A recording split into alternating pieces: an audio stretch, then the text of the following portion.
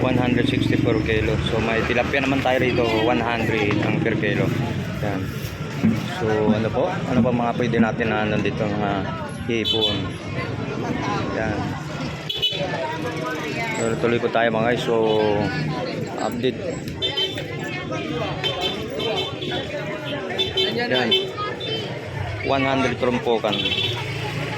Ang DJ natin 100 trompokan ang tampon-tampos. Dito na mayroon man tayo ng hipon 320 per kilo. Ang hipon natin, napakalaki mga hipon natin. So mayroon naman itong 250. So depende po sa laki pong mga hipon natin. Yan. 200. Okay.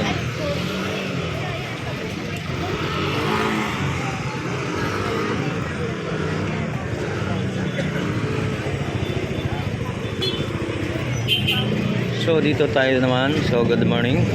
Dagopan natin ang isda natin ng 130 per piraso po mga guys, no?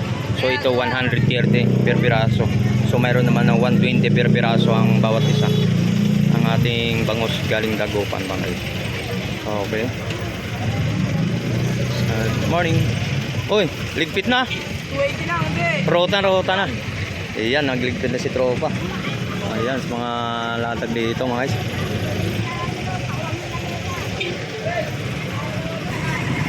So dito mga guys, yung mga tumpukan ito, makakabili sa halagang 50 piso, makakabili ka ng mga isda rito.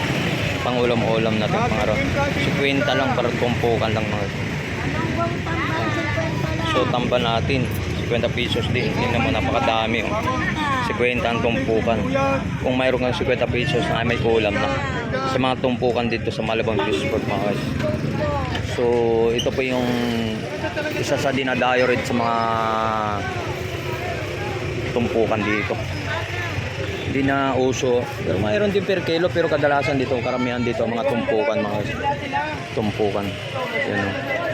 Sa mga latag, mga tumpukan dito. Talagang solid. Napakadami po ang mga pwede po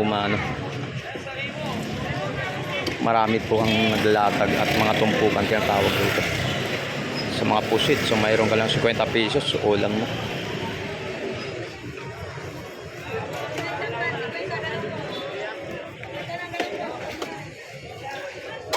Tulad yung malalaking isda yan. 180 ang kilo. Per kilo, 180 per kilo po ito mga ganitong kalalaki na isda mga ganyan.